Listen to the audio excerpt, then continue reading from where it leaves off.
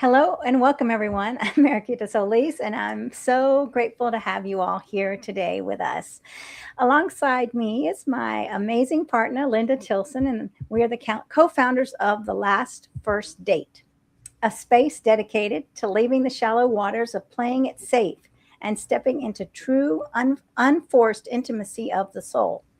So, in today's episode, we are going to be diving into a topic that requires the absolute highest level of emotional maturity, the integrity of blending families. When you're a single parent, love may happen quickly, but trust is built slowly. And children, most of all, deserve stability over exciting relationship updates. So, together, Linda and I are going to pull back the curtain on the family ecosystem and map out the three distinct relationships being built simultaneously: adult to adult, adult to child, and child to child. So we'll show you why a successful blended family begins long before the first introduction, how to spot the common traps that inadvertently destabilize kids, and the exact strategic timeline you need to create lasting stability, clarity, and genuine connection. So, thanks for joining us. Let us know if you're watching in the comments, and if any of this is resonating or if you have questions, please let us know and make sure to subscribe. All right. So, let's get started, Linda. What are your thoughts on this? Yes, I would say that not talking and speaking to family dynamics and how it fits into that dating, whether you are newly single after a long marriage, you might have become a widow due to loss of a spouse, or you could be, someone that has adoptive children too, and you're doing it alone, and you're wanting to build the family. So all three of those dynamics, those are just three of many types of families. And the children are important. And so someone might say, well, I don't live for my children, I live for myself, and I want to have love in my life, and I want to have this relationship. And so the children ultimately going to come along with that. But taking a step back, your children are one of the most important treasures, people that you have brought into this world. And so you owe it to them to have them feel safe and secure in your relationships, because it's relationships involve everyone. And so this topic, although can be sensitive, I think we need to give it a little more attention, a little more discernment when we're going out and blending the families, as we have put into our title here, because that's really what it is. Well, that's very true. And when you meet someone, now you don't know if this person is going to be the one that you want to spend the rest of your life with or not.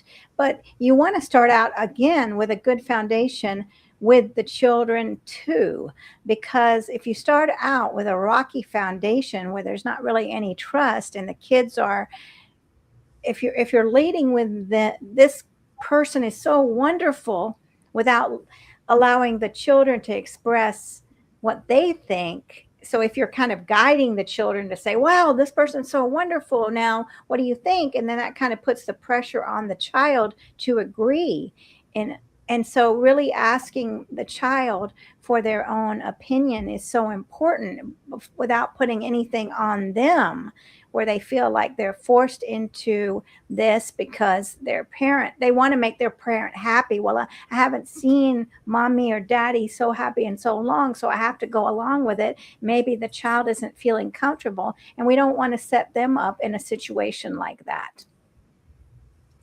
You're exactly right. And there's also the loyalty to another parent in divorce settings. And so, you know, not talking to your children right away that you're dating is something that you don't want to step through. And people might say, well, why would I mention to my children or that I'm dating right now when I haven't got to meet that person? And it's because you want to not hide the fact that you're dating, but you want to slowly share that idea so they can get used to it and allow them to ask you questions about what's happening. And depending on the age of the child, there's appropriateness to what you would speak to. And so as you get more uh, time into your relationship and your children are asking those questions and feeling safe and secure, then it becomes a place that you can move from when it's time to make the introduction. And so I would advocate for letting your children know that you're dating and letting them know that at some point you will meet them when it's the right time. And talking to your partner equally is important, because we talked about the adult to the adult, because there's so many things before you introduce your perspective that you're dating to your children. I mean, they may or may not become your longtime person. So, knowing their parenting style, how involved they want to get, do they have kids? There's so many different dynamics. Well, you're right. Definitely having that conversation right up front with the person that is your potential partner or partner about the respectfulness towards all, because that is so it shows that you really care when you're building a relationship with someone else, but you want to show them that you care about your other loved ones too, that you care about everyone, and you want to have respectfulness in all the relationships. And how is this going to play out? And asking that person in the adult to adult, how do you feel about children? Right? I mean, have you had this experience before? Did you ever have an experience where you had to say goodbye to a partner and felt, I mean, it was hard to say goodbye to the children? And having these conversations with the emotional maturity, and even saying, I want to get this grounded before we move to another level, because this foundation has to be established first for everyone's safety, because I want to respect you, and I want to respect my children, and I want to, when we do make the introduction, it's not going to be something haphazard, for everyone's safety again, and everyone's respect. It will be thought out, and it'll be something that everyone is okay with. And and it's again back to what we are talking about: intentional choices in relationships. And I'd like to add that each person that you date may not be introduced to your children, because we advocate for allowing the relationship to grow in a way that you get to know the person, who they are, what they value, the respect for everyone involved. All of those things do not happen quickly, nor should they happen quickly. They take time to develop and to build.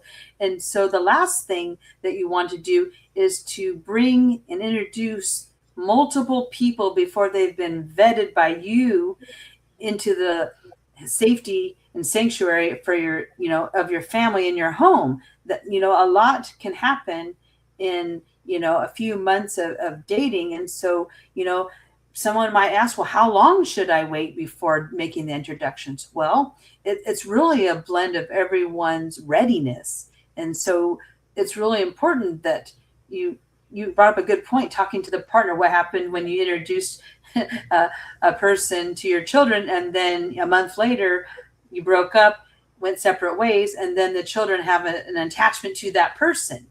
Because that is true. When you bring people into the family dynamics, that can happen. Or you bring someone in that's not stable. That's kind of scary. Here's mommy dating this man, and he kind of comes in, comes out, and they never know what to expect. And so that can be scary. And so children need stability and safety in their own home. And as parents, the responsibility lies in making sure that happens first. And that's a selfless thing that you need to do as a parent, in my opinion, is making sure that your children are safe and secure while you're doing the exploration. So I'm not saying that you can't date, because some people out there would say, if you have children, you don't date. Period. Mhm. End of story. they're your responsibility. So what would you say to that if someone was in that camp, I guess? Um, what do you So they're mean? saying they're not going to date because their children are their first priority, and so it doesn't make sense that they would do that. Well, I mean, that's their choice. I mean, I think that there is a way to do it. And this is what we're talking about is the honorable way. And we're not here to criticize anyone. I mean, it's just an intentional way. I'm sure everyone is doing their best, but we can always improve. So I think what is very important also is having a conversation as adult to child with my children. Please let me know if you're getting a bad vibe, right? Let me know if something is happening that I don't know about, because you come first, right? I want to know. And don't ever, because we ultimately we have to put our children's safety first. And I've heard too many stories of children that were getting hurt by the partner, right? And then they would go to the parent and the parent wouldn't believe them, right? So having that conversation first with the child, all these little conversations have to happen, right? And it's an important dynamic. And like you were asking me, everyone needs to know where they stand. If you believe you can't date someone when you have children, well, it's probably not going to work out, because if that's your belief. Thank you for answering that, because that is something that I've come across of people telling me that they believe that it's not in their cards to date for that reason. And I think it's all about how you go about it. And if that's your belief, then you know what? You're keeping your children safe. So that's something to be said for that too. So I'm not saying that it's wrong, I'm just saying that it's come up in conversations with individuals. And, we talked about, bringing up to kids right away that we're dating. We brought up, talking to your partner to find out, how involved or not involved they want to be with kids and whether or not they have any. Well, then that next level is, if both individuals have kids, then how do you bring them together so they can meet one another? Because the same dynamics are true. If you meet someone potentially and those kids get to meet that partner's kids and things change, well, again, they can make best friends, and all of a sudden the best friend, oh, we don't get to meet them anymore because, um, mommy broke up with her boyfriend, so in there I don't have my friend anymore. So that matters. And yeah, there's just so many things that not talking about is not an option. Right. And I love that you brought that up. And thanks for watching, Mike. So how would that be handled? That would ultimately be talked about beforehand, right? So if we're dating and we do separate, what is going to happen with our children? Is it, I mean, letting the kids know, if something happens, you still can be friends, right? I mean, these are the mature, and they can be very challenging conversations. But if we separate, then we make an agreement that we will still be able to be mature enough to let our children hang out, and not to bring that into the dynamic where we're not allowing our children to continue on, because they're these children are not the ones choosing this the whole start of this thing. So yeah, if that makes Yes. sense. Oh, it makes total sense. They're going to go along to your direction, whatever that is, and knowing that they have a voice, they can express that things aren't okay. They can express what they would like to see happen. They can know that they can be loyal to the other parent that's also likely dating other people, because people are meant for companionship. So that's ultimately, I think, is going to happen at some point, whether it's a now and they're ready, or no, they want to finish raising their children before they venture out into dating. And let's say that we move forward with, you've had the conversations with your children, you've had the conversations with your partner, you have the go ahead or the green light to have that first meeting. Well, one of the things I will say, that the goal of the meeting of the individuals is not going to be bonding. As much as we'd like to think that everyone's going to love each other and life is going to be great with a splendid thing, no, it's having comfort in the change of the family dynamics. And so it's more like you don't want to force anyone to openly accept somebody right away, because they, like you, when you got to know your partner, they have to get to know the partner. They have to get to know any other kids that are involved. They have to get to know that it's possible that at some point the blending could move to physical proximity where everyone lives together, changing of schools, all of these things. And so it's more important to take it slow, and for everyone to not be put into this path that they're all going to be happy-go-lucky, happy family. That is not it. It is more about being safe and letting everyone get to know each other at their own pace.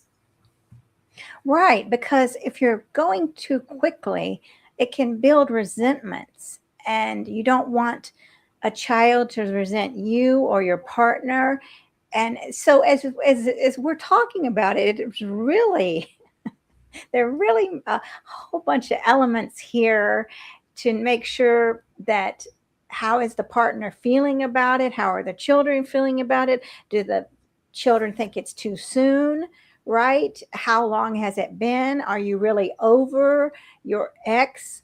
Is the other person over the ex? How does the other person, if they have children, how do they feel about blending families? Have they had that? So these are just so many layers of this involved that it's essential that movement is slow, because also you want to show your children that you want to teach them when they're in dating situations that you were thinking about things, that you were taking care of them, so that they don't just rush into dating anyone, but that they are careful and selective and intentional in their own processes. So yeah, it's very multi-layered, to ways to be cautious and respectful towards all. And that really takes us, well, all these conversations are happening and everyone's feeling better about their having that place to express how they feel about something, both the good and then places where maybe some other conversations need to happen. And when these meetings are like taking place, when it does become time and all these things have happened, I would advocate looking for what I would call a neutral zone. So, a place where everyone can meet and then be able to go back into their own homes after the meeting happens. I wouldn't say that there should be any overnight visits of any kind. I think that is something that would come later. And by doing that, because the last thing you want to do is open up your home, your sanctuary, to everyone on either side, and then have it feel awkward, uncomfortable, not safe, and then here you are. So really, what I'm saying is be mindful about where and when these meetings take place, and it's almost like you would have a family meeting of sorts where everyone gets to talk about the different things that are on their mind. And so that allowing people to be honest about their feelings, because imagine your father's dating women since the divorce, and you're like, oh, I really don't like these men that or women that my father is bringing in, and gosh, this isn't fair to my mom. Those types of things that can happen, especially when people move into relationships shortly after a separation, for example. And just listening and allowing those feelings and to talk about them. I think absence of not talking about them is when things happen, or getting angry because your child won't accept your new partner in the relationship. You know that may not happen right away. We can't force people to love other people just because we love them. Well, that's very true. And also, I think you can say you don't have to like the person, but we do have to be respectful and then that's okay, right? Sometimes there are personalities that clash, like you're saying, but we will be respectful. And I'm gonna this is applicable to everyone in our relationships. So I think if whenever that whenever you have separated from the initial relationship, then having those conversations with your children, how are you feeling about me dating again, right? Because if you're jumping into it without having those feelings, then we can run into problems right away, because they're going to feel overwhelmed with, like, what's happening. Is this somebody that's going to be my next mother or father, or what's going on? There's no sense of safety. And it's very easy. Now, I know this because, it's easy to get caught up in the high of the euphoria of a new relationship and just to have total blinders on. And when you have children, this is essential that you stay grounded and rational, and being aware I might be caught up in the high, right? But to sit down and ask the children and really listen to them, ask your friends, get other opinions about this, but because that way you're not blinded by this, by what happens when we're in that dreamy days of that first, initial, whatever, it's infatuation. And what I'd like to add is the children are always watching how we show up and how we handle these new partnerships and how we handle communication and anything that comes up in the relationship building process. And so it's really essential that we know that our children are watching and that we want to set what's healthy and right. And when we, if we make a misstep, we're also acknowledging that too, because they are watching. And like it or not, children base their attachment styles based on their upbringing. And so what we want to do is for them to have a healthy, secure upbringing so that when they enter into their own relationships, they have the skills and the abilities to be able to navigate theirs. And so when done right, there's nothing wrong with bringing people together to form these blended families. They can be some of the most satisfying, loving relationships. And I will say, even when you look at adult children, so people might separate, they get remarried or date someone new. And I have seen such beautiful families where the exes actually are respectful of the new spouses, and the children are also respectful. And so they may have started with one family that couldn't continue. The new ones were formed and they all get to hang out and be together. When I see that happen, I thought, wow, that takes a lot of maturity and intention and care. And it doesn't happen overnight. It certainly doesn't. It could, and it can. And so when I see that happening, I thought, well, you know what? These people are doing it right. That no one is having to divide the line of their loyalties, and people are feeling safe to participate. And when you can do that, blended families can be such a blessing.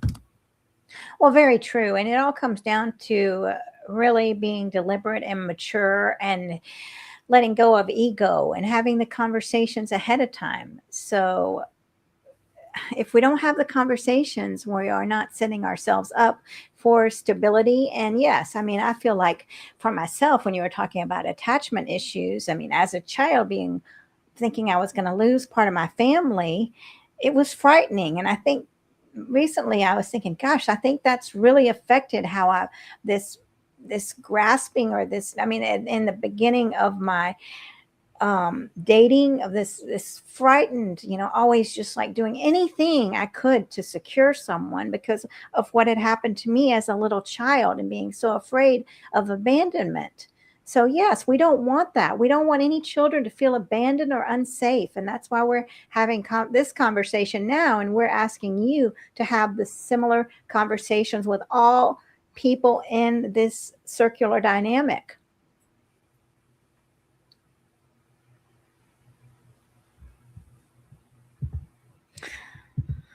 So, it looks like we're coming to the end of the time pretty much, and I'm sad to say that, but it's true. Yes, because there's so much more that we could do. I was thinking, where would I like to go and give it justice to be able to speak to it? Because all of these things that we've talked about for the last 20 minutes plus are all things that you could talk to for a whole hour on each and every one. However, we like to keep all of our live stream shorter and go into a few threads deeply and then leave the space for future conversations here to happen.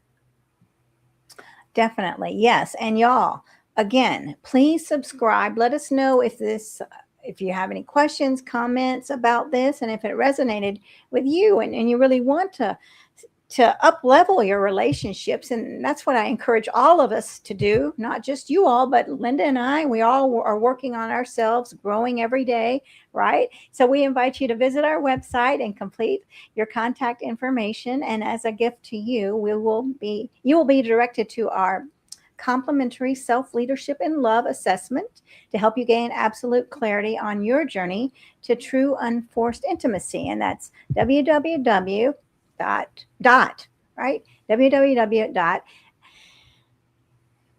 you Last tell hyphen it. first The- hyphen date.com.